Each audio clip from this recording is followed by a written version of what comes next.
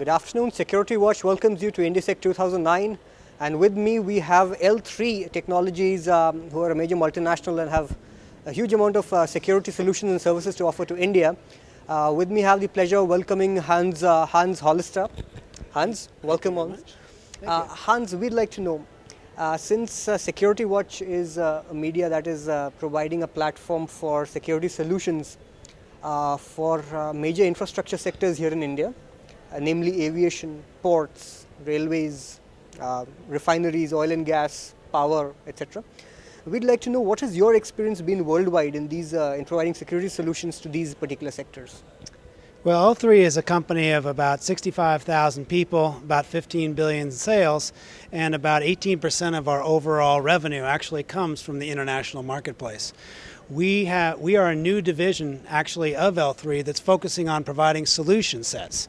Initially, before, L3 was very well known for providing products such as security container screening, personnel screening and such. But now what we actually are doing is trying to take these together as well as other products and integrate those together in overall solution sets. So the name of our organization is actually Global Security and Engineering Solutions. So what we focus on is bringing together, whether it's biometrics, plate recognition, access control, all that and what a customer might need. Because many times a customer already has an infrastructure that's in place.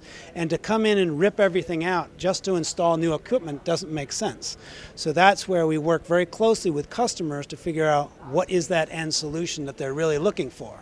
And so we have a lot of our past performances that we've done have been many of the same sectors that you actually look at today. We are involved in a lot of support to critical infrastructure protection of major facilities, whether they be palaces or they could be airports, ports, or other things that are very high-level type facilities that need protection. Right.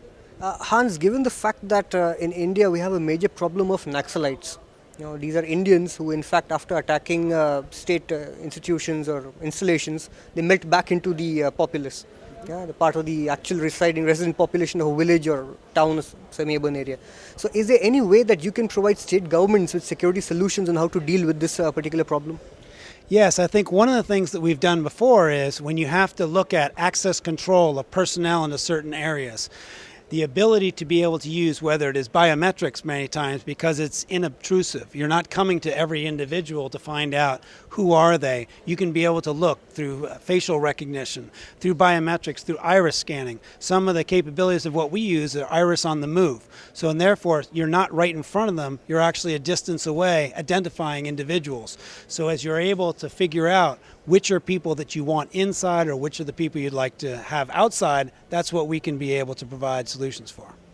One of the key components that Indian buyers are looking at are affordable solutions.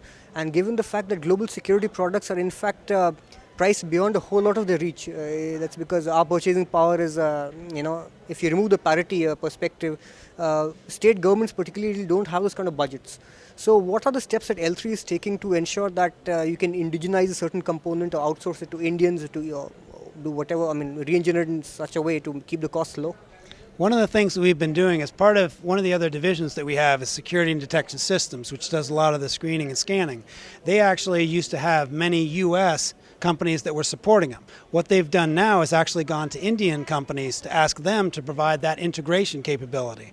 Because of a lot of the capacity and knowledge and know-how of especially what the resources are in India, that helps us keep much more competitive than trying to do everything ourselves. Because for the most part, when you come to a new country or go to a new location, especially you find the local personnel understand the culture much better, they understand what the needs of the people are, and therefore you can be much more cost competitive than you would be bringing an overall solution that came from somewhere else.